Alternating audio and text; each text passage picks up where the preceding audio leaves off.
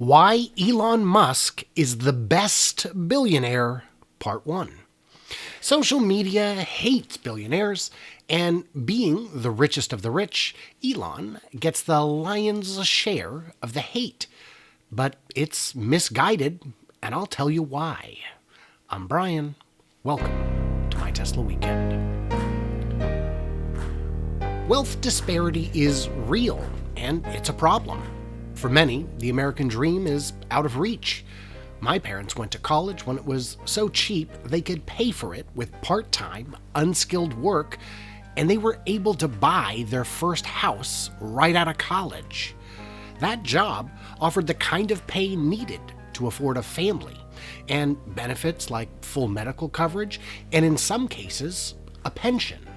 The cost of housing, tuition, and healthcare has outpaced inflation by shocking margins.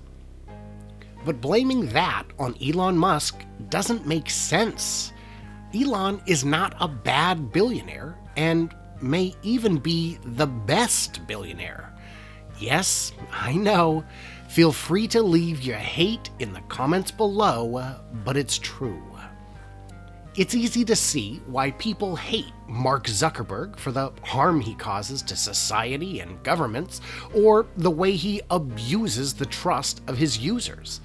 Bill Gates was ruthless and made his fortune by harming consumers and bankrupting competitors, while Jeffe Pesos minted his massive fortune crushing smaller companies, burning out his workers, and engaging in a variety of questionable, if not downright illegal, practices. And the Waltons, arguably the worst billionaires of them all, have more money than they could spend in 1,000 wealthy lifetimes by the sheer virtue of birthright as heirs to a company that exploits workers, gets money from taxpayers, and destroys mom and pop shops. I get it. Those are people who are easy to hate. Elon did none of that. When eBay bought PayPal, he walked away with enough money to live whatever life he wanted. He could have bought an island and held nightly mega parties, but he didn't. Instead, he went into two of the most challenging industries. Car companies are not only no safe bet, but they're as close to a guaranteed failure as possible. Since the founding of Jeep in 1941, the list of successful auto upstarts is limited and questionable. Hummer in 1992, I guess, but they sold very few before being acquired by GM. DeLorean in 1975, but as everyone knows, they didn't survive. Shelby or Hennessy? I mean, those aren't really car builders per se. Launching a car company in the 21st century was not an easy thing to do, and especially so considering it was an electric car company. SpaceX was similarly a massive gamble. The only other launch providers in the US were the oldest in the business, with roots going back to at least the 60s, and many of them to the dawn of the space age. He made most of his billions from these two companies, but he risked his entire fortune to do it. So let's address the specific reasons his wealth was absolutely earned fair and square. Robbing workers. An argument I've seen is that it's impossible to become a billionaire without ripping off and exploiting your workers. Tesla and SpaceX seem to disprove that. The average worker at Tesla earns upwards of $97,000. Their lowest paid admins earn over $20 an hour. Their interns get $41 an hour. The same is true at SpaceX. This shouldn't be a surprise. These are tech jobs.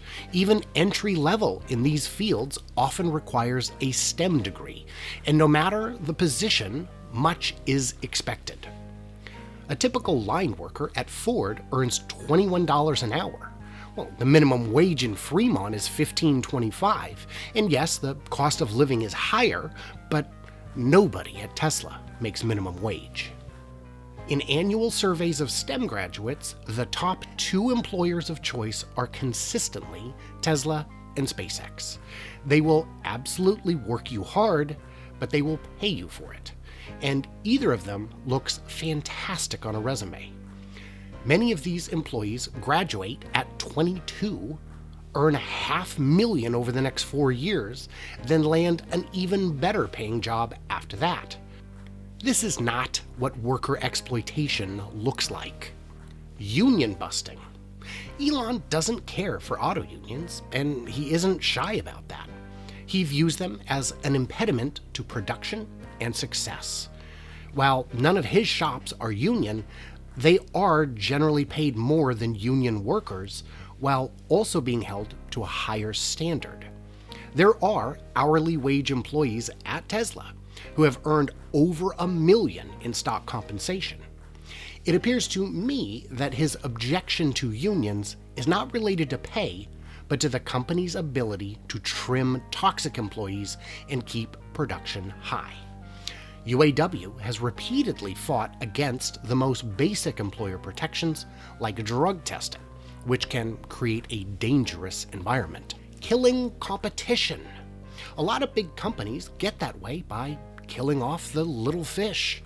It happened with steel and oil barons. Amazon and Walmart have done this to an extent. Microsoft certainly did. But Tesla did not. Tesla worked with Toyota and Mercedes early on, but both chose to end their partnerships. Even GM was a huge investor in Tesla at one point, owning 10% of the company, but they chose to reap short-term gains in stock rather than pursue a meaningful partnership. The competition has been on notice for over a decade, and while they should be in a position to curb stomp Tesla, it now appears impossible. You don't have to kill the competition to succeed. You can just make a better product. Conflict minerals. Tesla exploits child labor in the lithium mines, don't they? Yeah, the complaint is often phrased this way, which is wrong on every level, but I think I know what they're trying to say. Lithium isn't expensive or particularly rare. They mean other things like nickel, which is harder to find, or cobalt, which is where the actual exploitation occurs. Tesla's lithium-ion batteries use less cobalt than anyone else, and they will only source it from mines with responsible labor practices. That means Tesla pays more for cobalt than whoever made your laptop or smartphone. If you hate Elon because Tesla uses cobalt from non-conflict mines, but you don't hate Ford for putting SK Innovations batteries in their cars, you're not being consistent. There's likely more conflict minerals in the phone in your pocket than in a Tesla. But imagine if you could make a battery without nickel or cobalt. Well, that's what Tesla is doing now. They're switching over to LFP batteries, which instead use iron, which is very abundant and almost always conflict-free. But buying any nickel and cobalt means the market for the conflict stuff expands, right? No, it doesn't. The alternative is Tesla not buying the batteries at all. And if that happens, the higher cost mines in conflict-free zones would not be profitable for others to use for their supply. They've essentially created the market at this price point and then bought the entire supply. If you actually want to talk about conflict minerals, consider for a second the lives and treasures squandered in the pursuit and protection of oil. He doesn't give to charity. If Elon really wanted to help the world, he'd give money to charity. Well, first of all, he does. He gives quite a lot. It could be more, sure, but he's only been this kind of rich for a couple years. And as already mentioned, it's all tied up in stock. It's not a pile of money he's fiendishly guarding. He does give away money, and he has pledged to give away half his net worth. So guys, this got long. Part 2 is already recorded and in the edit now. It'll be out next week and covers topics like taxes, China, how green EVs really are the folly of space and all that sweet, sweet pork the government doesn't actually lavish on him. But I'm counting on you, dear friends and haters alike, to tell me what I missed or misunderstood, because if there are some reasonable concerns raised in the comments, I'll make a part 3 to address those as well. And please subscribe if you made it this far. It really helps YouTube show these videos to others. A massive thanks to my Patreons who make videos like this possible, and to my amazing son Dom, who is now officially my editor for in-depth projects like this. Without him, I wouldn't have the time necessary to get it done, and without you guys, I wouldn't have the funding to pay him. So if you appreciate his work as much as we both appreciate you guys, drop him a kind word in the comments below. And stay tuned, stay juicy, and I simply cannot wait to hear from you clever robots on the flippity flop.